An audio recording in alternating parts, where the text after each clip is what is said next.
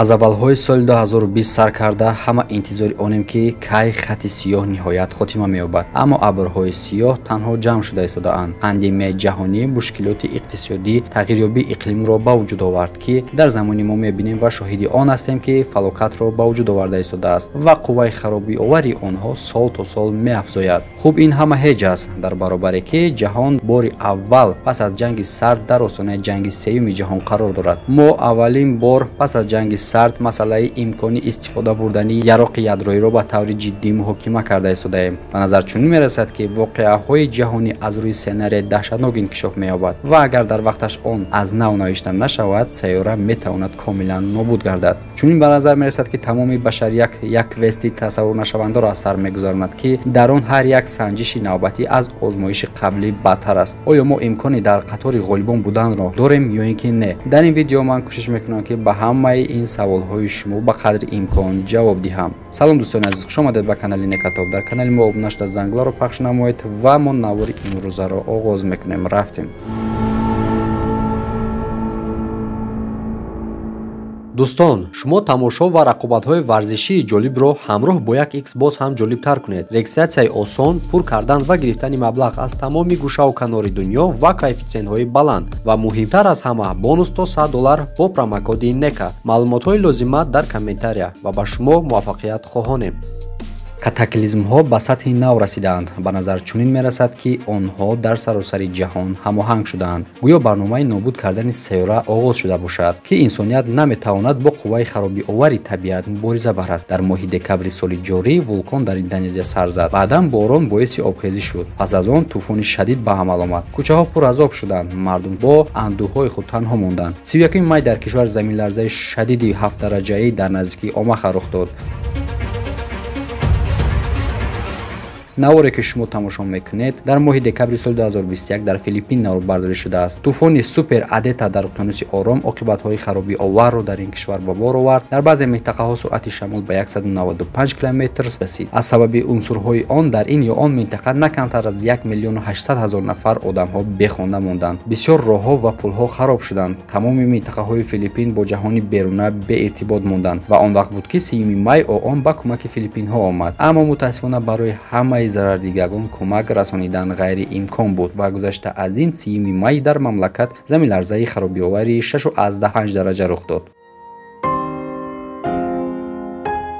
шумораи тӯфонҳо дар аврупо дар пеши назари мо меафзояд. дар давоми 1 соли охир дар қитъа 33 тӯфони пурқувват рух додааст ки хонаҳои зиёд вайрон карда, шамолҳои сахт бомҳоро канда, инфраструктураҳоро вайрон кард, дарахтонро решакан кард, шикаст ва барқро ба маҳаллаҳои аҳолинишин қатъ кард. 8 феврали соли равон тӯфони Юнис ба Бритониёи Кабир бо суръати шамоли 196 км дар соат зад ки барои Англия рекорди мутлақ аст ки ин тӯфони пурқудратарин дар аврупо аз соли 2010 инҷониб ба ҳисоб меравад.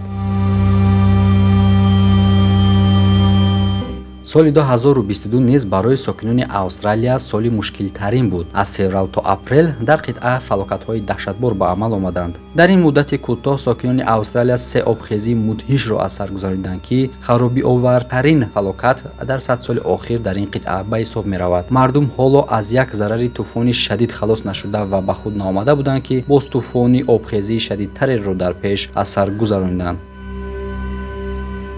аз обхезии мардуми Бразилия низ осеб диданд. аз ҳама бештар иёлоти Пернамбуко дар шимолу шарқии кишвар осеб дид. садҳо наҷотдиҳандагони давлатӣ ба ҷустуҷӯи афроди бедаракшуда кӯмак расонданд.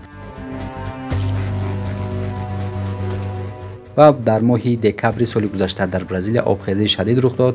дар иёлоти Бей бар асари обхезӣ 2 сарбанд канда шуда буд. тибқи маълумоти мақомоти маҳаллӣ дар ҷараёни обхезӣ дар Анаполис дар моҳи ноябри соли 2021 тақрибан 63,000 сокини иёлотро маҷбур шуданд ки ба ҷойҳои бехавф кӯчонанд.